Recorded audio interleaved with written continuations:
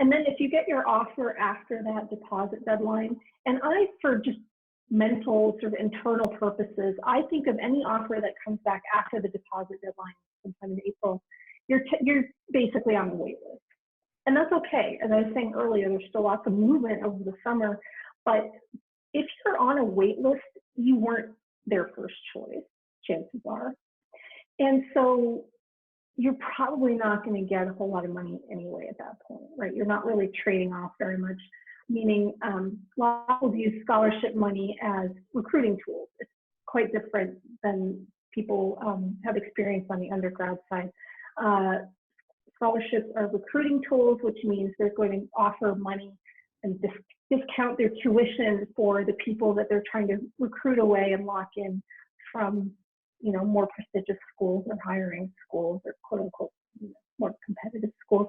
That's all that is. So if you're finding yourself on a wait list or you're still lingering during the summer, they probably don't have to do a lot to recruit you, right?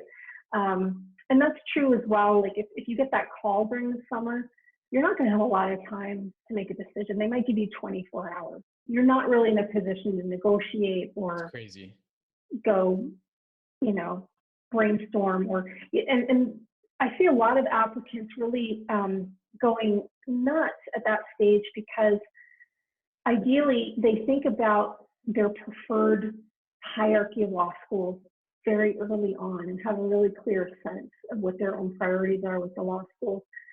And that can very often include visiting. A lot of applicants don't visit law schools, even though they did when they were applying to college, right?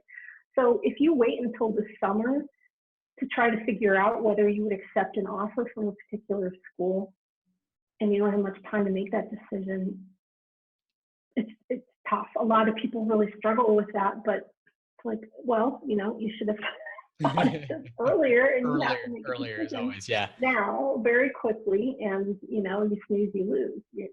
Because if you don't take that offer within their window, they can just keep moving down the list, right? At that point, they're really just looking to fill that seat, right? Yeah. That's their big priority. Thanks for tuning into the show. Please subscribe if you haven't done so already to be notified of new episodes as I release them. And feel free to reach out if you need anything at all as you move forward with your prep. I'm happy to help however I can. In the meantime, I wish you all the best and take care.